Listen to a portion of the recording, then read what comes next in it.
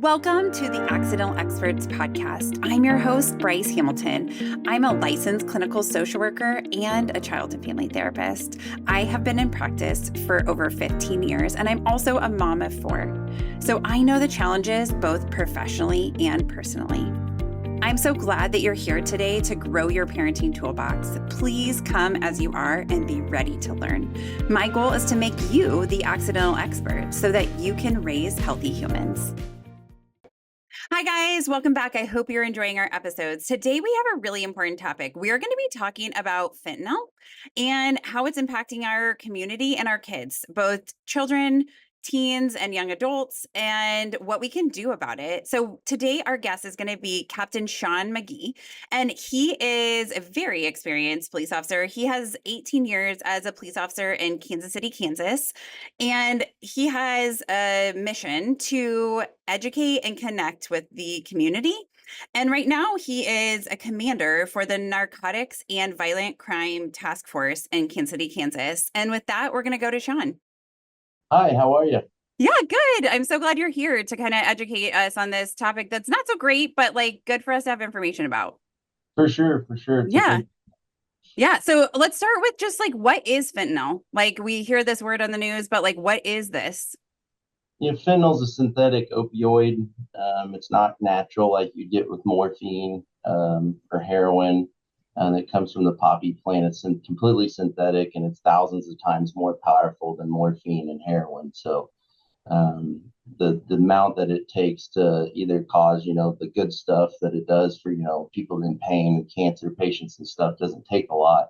But then when you started utilizing it in the criminal activity and the world of addicts and stuff on opioids, it takes such a small amount that could be fatal. So Yeah. So what are they? So you said they're using it like the medication is actually a drug that is like a real medication that they use. So it's for people with cancer or pain conditions or like anesthesia. I think they use that for that too. So it must suppress breathing, or like, does it slow down breathing? Like, what makes it dangerous? Like, why should we be on high alert about this? So the fentanyl goes to the opioid receptors in the brain, and it covers them, and it causes basically, it starts off by just shutting down your systems of breathing and stuff like that. So you basically suffocate to death when it comes to fentanyl, because your body will not send the impulses to your muscles and the diaphragm to breathe. Wow, that is incredibly scary. So if a kid were to get a hold of this, I mean, it would take obviously even less for them than an adult, and they could die so quickly. Yes, when you talk with children, everybody knows as a parent, you got to make sure just how much, Tylenol you're giving them, or how much Motrin and stuff like that, because they're so tiny. The dosages are a lot smaller for them, even the antibiotics. And when it comes to fentanyl, obviously size does play a game. A bigger person can maybe take a little bit more of the fentanyl, but the little ones can't take very much, and it can be lethal very quickly. Yeah, that sounds incredibly scary. So what do you think? Why is it really as bad as the news is saying? Because, we hear about overdoses at high schools or kids getting a hold of it at different elementary schools. Is it really like happening nationwide? Is it really that bad? Is it everywhere? I mean, it's a worldwide problem, and it's definitely the number one problem in the United States right now. I mean, agencies all around the country, the federal agencies all know what kind of an epidemic we have with fentanyl. When I first came on, the main drugs that you saw were crack cocaine, cocaine, PCP, meth started kind of coming along, towards, well, I mean, it was there during the beginning of my career, but it really took off. And then all of a sudden, about 10 years ago, fentanyl is now taking over. It's cheaply produced, it's cheaply made, and the high that people get off of it is, very pronounced, just like all opioids are. And that's why they say heroin used to be one of the hardest ones to get off of. And if you tried it once, you'd be hooked onto it. But the problem is now people are getting pills or powder from people that aren't chemists, like you get it from the doctor's office, and they're getting lethal amounts, and it just takes the tip of a pencil's worth of fentanyl to kill you. Whoa, that is so small. That's tiny. So that's scary. So how is it presenting? So like, obviously our kids are probably not going out looking for drug dealers, obviously. So like, how is it getting introduced to kids? So usually, like we deal with, older kids, high school, maybe late middle school, college age kids. You're starting to see it that people are either at a party or something, and somebody says that they, take oxycodones or Percocets, that have opioids in them, and kids take those sometimes to get a little bit of a high. The problem is now that there's so many fake pills with the fentanyl in them. They look almost identical or even better than the actual real pills from the pharmacy. That kids sometimes believe that they're getting, just a Percocet or an oxycodone to take, and it's got a lethal dose of fentanyl in it. And we notice this a lot. Like a lot of people don't understand, you could have the same batch of pills, let's say if you bought from somebody or somebody gave them to you, and people don't understand why one person that got these same pills in the same batch passed away, but the other ones maybe didn't pass away. And the best way that we try to put it as is think of these aren't chemists making these pills on these pill presses. And so they don't know exactly what they're doing. So try to equate it as the next time that you make chocolate chip cookies and you put your chocolate chips in there, and everybody's probably had the batch of cookies come out of the oven, and one cookie's got one chocolate chip where another cookie's got about 10,000 chocolate chips. Mm. By the way you just kind of stirred it up and mixed it. It's kind of the same thing with fentanyl. You could have one batch come out of a pill press from one of these people making them illegally. Two or three of the pills have a lethal dose in them, and the other ones maybe don't have a lethal dose. And that's kind of the gamble that people play when they take these pills. Yeah, because nobody's controlling it. Whereas, like, if you're really a cancer patient and your doctor has prescribed a medication for you, that is something that is being regulated and controlled. And they do have it as the perfect dose because it's being monitored all the time. But drug dealers or people who are illegally manufacturing it are not doing that same type of due diligence. Correct. And then, I mean, before the fentanyl pill presses and stuff of manufacturing it illegally came around, I mean, people were getting the fentanyl patches that you would put on Mm. your skin, from somebody, and they would even suck on them like a lollipop. And if you aren't prescribed that drug or you do it too much, that could still cause a fatal overdose. But that was kind of how it all started out, was getting actually some of the stuff from the prescribers, somebody sell to you on the side. But now that's pretty much not what we're seeing. It's all the illegal stuff coming up through Mexico, the precursors coming from China, and they're making these pills here in our country on pill presses, and you can even buy the powder and do different things with it. But it's mostly pills that we're seeing looking like fake oxycodones, Percocets, stuff like that. So do we need to, so the pills, that seems more of like the like middle school, high school, college age people, but like do we need to be worried about our littler kids in elementary school? Are they coming across any other way than just pills, Yeah. or the pills looking like different things, or like what would interest a little kid in that? Well, I mean, they can come in, they make them different colors sometimes. So, I mean, most of them look like a fake Percocet or an oxycodone, but we've seen them and, they're all colors of the rainbow. Some of them look like Skittles. Some of them have like a little design on them, like a unicorn or something Hmm. standing up, and that's what's scary with the little kids is you just see these, look like Skittles on the ground. And the next thing you know, it's a counterfeit illegally made pill laced fentanyl that could cause an overdose, and these poor little children are maybe just trying to pick up a Skittle off the ground. Yeah. So what can we do to protect our kids? What I would do, like here at the Kansas City Kansas Police Department, we try to do a four-prong approach.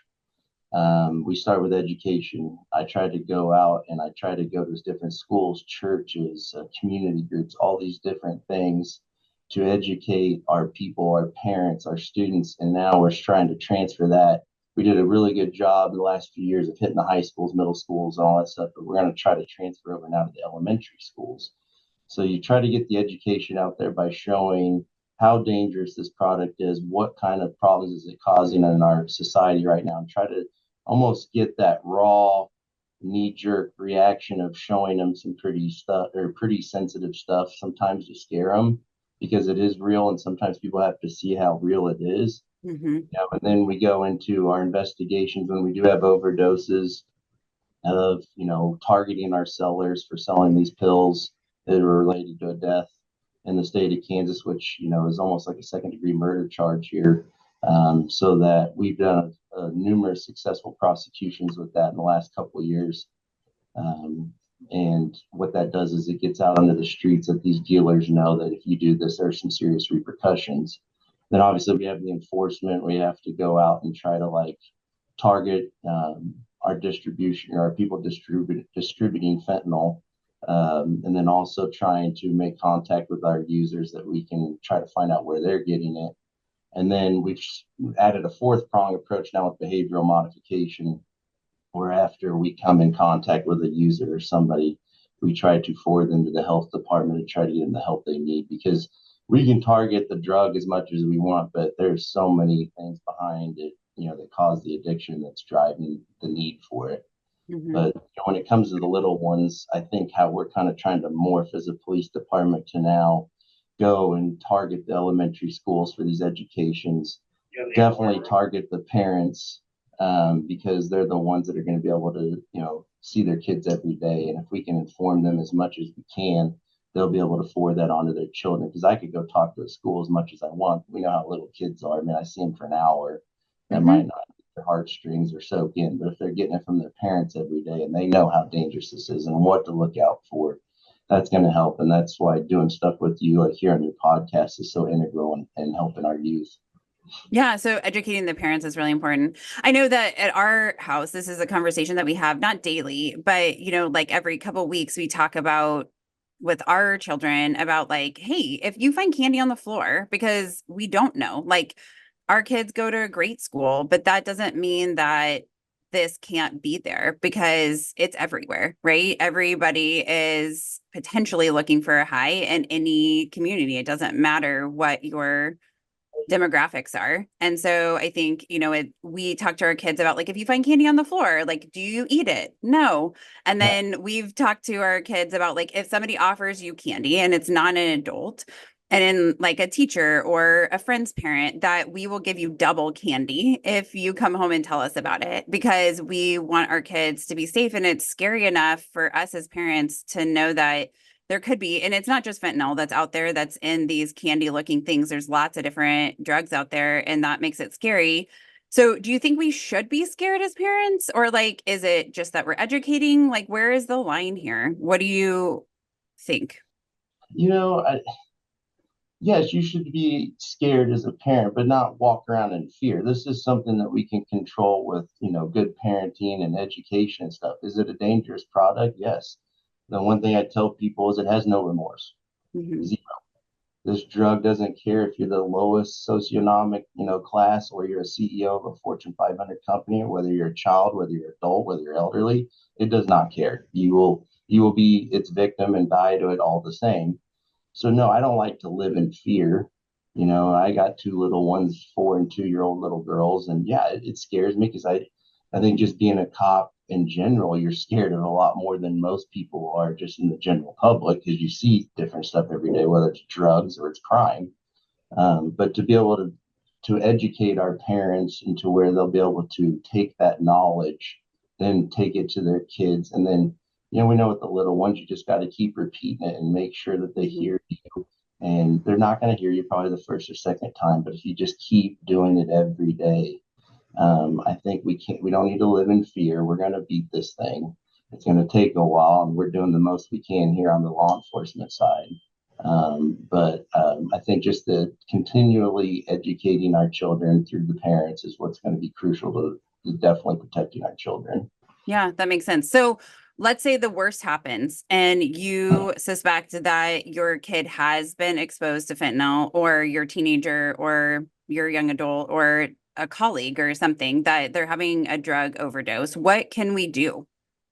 So we actually had a thing the other day, at the library here in KCK. It's one of the first like four, I think, here around the state of Kansas and Missouri. They basically put a vending machine inside the library that's free. Enter your zip code and you get a 2-pack of Narcan.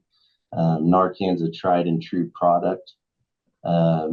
What is it? What is Narcan? What does it do? Narcan is Noxalone. It's basically a product that it'll if you're experiencing any type of overdoses or problems with an opioid, it knocks the opioid receptors off or the opioid off the opioid receptors in your brain, and you can regain your breathing and stuff like that. It's saved thousands of lives. We Mm-hmm. deployed Kansas City, Kansas Police Department very frequently. You know, it's a product that has very little downsides, meaning that if I give it to you and let's say you weren't having an overdose, it's not going to hurt you. If I give you too much, it's not going to really hurt you. But it's one of those things that if you are having an opioid related overdose or something like that, it will definitely save your life. So the way I equate it is it's almost like having an EpiPen inside your house if somebody has allergies. You know, I wouldn't mind having everybody maybe have a pack of Narcan inside their house. And that's why we're trying to get more to distribute at our community groups and different stuff, just so people have it, because it's one of those things I'd rather have it and not need it than need it, not have it. Yeah. If you do experience somebody that's having what looks like, you know, respiratory distress or, you know, it could be a lot of medical things, but if there are some precursors where you're thinking this could be an opioid related incident, you know, I mean, first thing you need to do if you had Narcan is use it, you know, call 911, use the Narcan, but don't run away. You know, I made a new pamphlet for the little kids, you know, about fentanyl. And the one thing I say is don't run away, because we know how kids will get scared and just run away. You know, stay with the person, scream, whatever you need to do. Get your coach, your teacher, your parent, your friends, whoever you can to come help this person, because just running away, they are not going to be able to save themselves. Yeah. Because one of the things that people don't understand is when you have an opioid related overdose, people wonder why you can't, when you start feeling a little queasy, you know, put the Narcan in your nose and do it yourself. You can't. You will be Mm-hmm. unconscious before those feelings happen, and you're not going to be able to save yourself. So you need to have somebody there to help you. Yeah. So the way that you use Narcan is to put it in the nose and then you spray. It's like a tiny little device. It's maybe like 2 inches. And how far do Yeah, you have to stick it in the nose? I Just a mean, little bit? literally just a little bit. I mean, I would try to get it in there as far as the nozzle will go in there. But I mean, you literally open the package. It's pretty self-explanatory, like putting on a seatbelt. I mean, you put it inside the nose, you push the little plunger on the back of it, and there you go. And Yeah. usually within about 2 minutes, you should start seeing some relief when it comes to it. You know, if after 2 minutes you don't see nothing, don't feel like you can't hesitate and push another dose of Narcan up the nose, because they usually come in 2 packs, Yeah. because you're not going to hurt somebody by giving them too much Narcan. Yeah. So then how do we get access to it? So I heard you say in KCK they have dispensers in different places, but like if we're not in a place that's close to that, how do you get access to it? We're trying to get more through community groups and stuff, but I mean, I'm sure you can Google Narcan, you know, whether it's free. There's tons of different nonprofits and health departments, and you know, not just here in KCK, but all over the place, that are giving away the Narcan for free to people just to be able to have it. You know, worst case scenario, if you got to find a way you had to pay for it. I mean, me as a father, I would probably move mountains to buy whatever I need to protect my children, as most of everybody I'm talking to here on this podcast would. So, I mean, if you can't find a free one, there's ways to get it.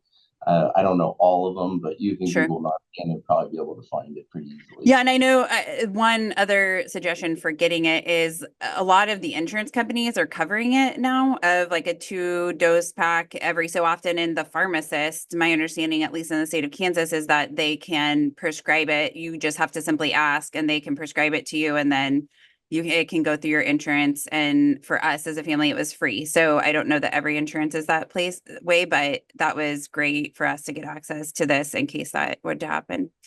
Well, this is so good of information. Tell me, what do you want parents to take away from this?